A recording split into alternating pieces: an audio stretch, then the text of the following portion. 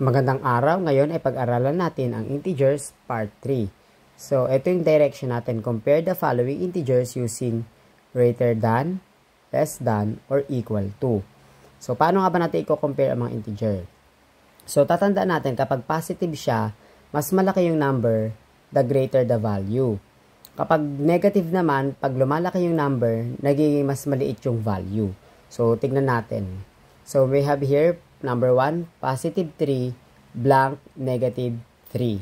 So, bago natin i-compare yan, tatandaan yung buhaya or yung nakabuka niya ay nakatapat yan sa mas malaking number o yung mas malaki yung value ng integer.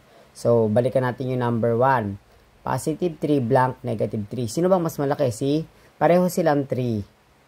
Pero, since ito ay positive, mas malaki yan. So, ito ay greater than. Next, positive 7, blank, negative 13. So, mas malaki yung 13 kaysa sa 7. But since ito ay negative, mas maliit yan. So, ang sagot natin ay greater than. Mas malaki kasi si positive 7.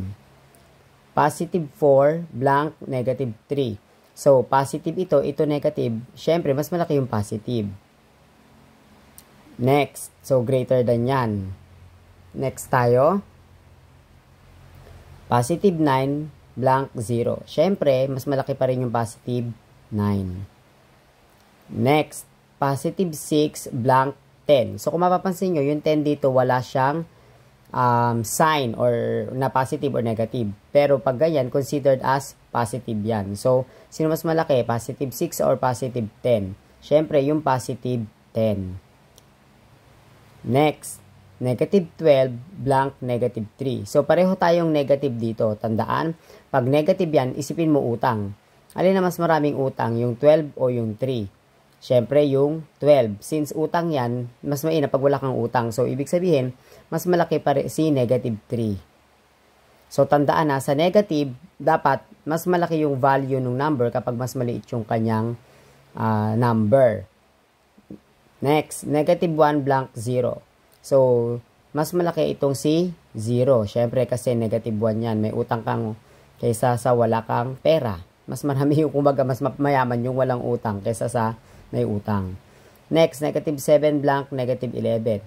So, mas malaki si 7 kaysa mas malaki yung 11 kaysa sa 7. Pero, since negative yan, pag negative, mas maliit yung number, mas mataas yung value.